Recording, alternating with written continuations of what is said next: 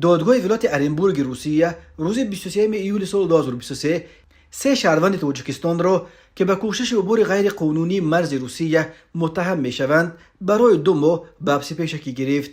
بنا به اطلاع رسمی این سه زاده تاجیکستان قبلا در روسیه با جرم دست داشتن در جنایت‌های وزنین و میانه محکوم به زندان شده بعد ادای جزایشان از روسیه اخراج و از حق عبور مرز این کشور محروم شده بودند.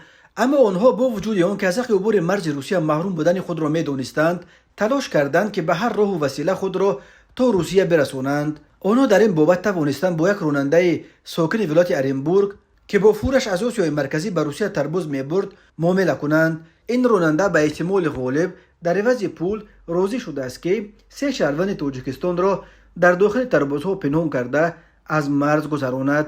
سه مهاجر با این ماشین به گذرگاه ژایسان آمده در اینجا از ماشین فرآمدند و پای پیاده مرز قزاقستان را گذشتند. بعد نزدیک شدن به گذرگاه سغرچین که در خط مرز روسیه قرار دارد سه مهاجر تاجیک دوباره داخل فوره در آمده در بین قوطی‌های تربوز پنهان شدند.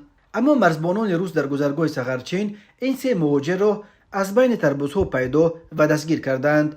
هر سه را برای 2 ماه به حبس پیشکی گرفته نسبت به آنها بر اساس قسم 3 ماده 332 کودکس جنایتی روسیه با اتهام عبور غیر قانونی مرز روسیه از جانب گروه شخصان با مصلحت پیشکی پرونده جنایتی گشودند. به آنها بر اساس این بند قانون تا 5 سال زندان تهدید میکند. راننده فوره نیز برای خود درد سر جدی خرید. نسبت به وی بر اساس قسم 1 ماده 322 کودکس جنایتی روسیه با اتهام تشکیل مهاجرت غیر قانونی پرونده گشودند و به او تا 5 سال زندان تهدید میکند. ماشین فوره نیز همچون دلیل شایع گرفته شده است. هر سال مقامات روسیه 10,000 مهاجر را از حق عبور مرز این کشور محروم میکنند. خارجی هایی که در روسیه با یگان جرم زندانی میشوند نیز در پی ادای حکمشان از روسیه اخراج و از حق بازگشت به این کشور برای مدت طولانی محروم کرده میشوند.